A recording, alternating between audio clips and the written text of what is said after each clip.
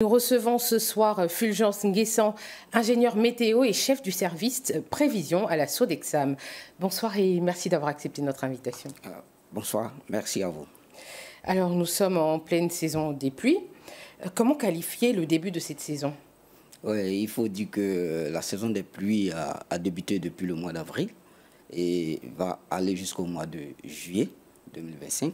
Le mois de juin est le mois de pic de précipitations, donc il pleut beaucoup dans le mois de juin. Le profil pluviométrique de cette saison de pluie est qualifié de normal à déficitaire par rapport aux quantités de pluie observées.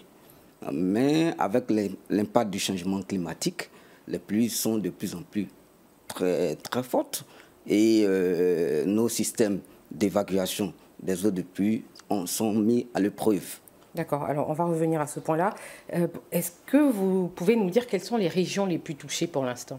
Les régions les plus touchées pour l'instant, c'est le district d'Abidjan, le Grand Abidjan, qui est beaucoup plus touché à cause de l'urbanisation. Voilà. Et quelle quantité de pluie a été recueillie ces derniers jours? Il faut dire que j'amène pour preuve le samedi dernier, on a une quantité de pluie de 238 mm de pluie en 24 heures. Et cette quantité représente plus de la moitié des cumuls de pluie mensuels pour le mois de juin.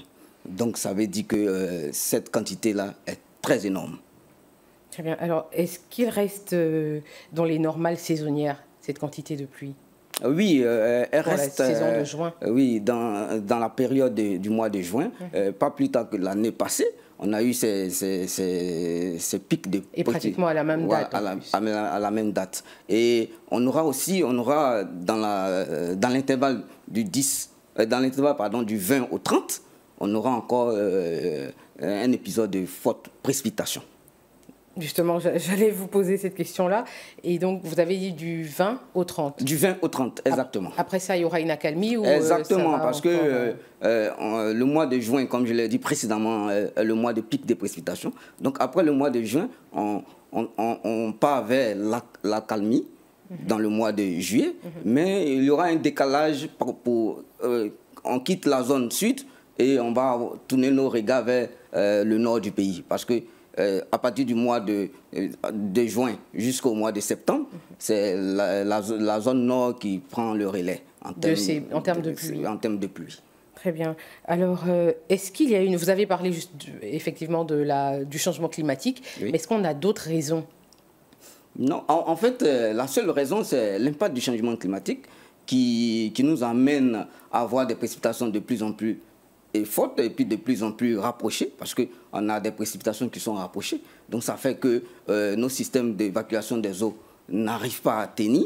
Donc on a des inondations un peu partout, on a des glissements de terrain. Pour preuve, en début de saison, on a eu un éboulement de terrain à Tékoubé. Voilà. Et puis on a eu des inondations. Donc l'impact du changement climatique est très réel. Et agit sur les quantités de pluie que nous collectons. Et justement, dans cette situation-là, quel est le rôle de la Sodexam?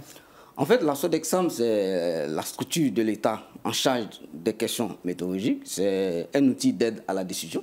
Donc, nous mettons à disposition les informations météorologiques pour la population, pour leur permettre de planifier les différentes activités, et au pouvoir public et puis aussi aux décideurs, pour pouvoir prendre des décisions en cas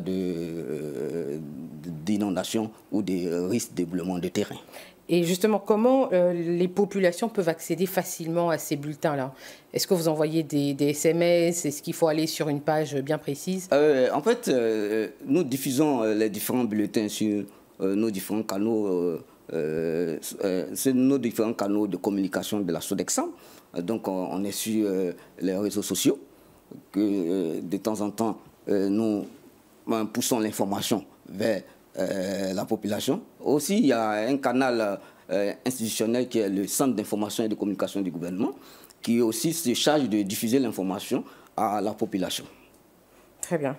Alors donc il faut aller sur ces différents canaux-là, donc aller sur sur vos réseaux sociaux et sur les réseaux sociaux du CIGN. De CICG. CICG. Ouais, du CICG qui ventile aussi ces informations-là. Alors en cette période, quels conseils vous pouvez donner à la population ivoirienne? Ouais, nous sommes en grande saison des pluies et le mois de juin, c'est le mois de pic des précipitations. Donc les populations sont exposées à un risque accru d'inondation, des glissements de terrain et de perturbations très quotidiennes des activités.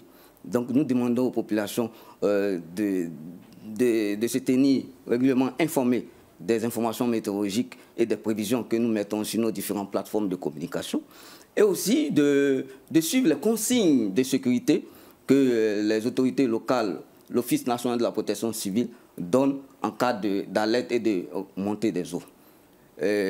Notre devoir, c'est de donner l'information, c'est de produire la prévision, et votre devoir, c'est de vous informer. Et qu'est-ce que vous recommandez justement aux autorités locales pour limiter les dégâts?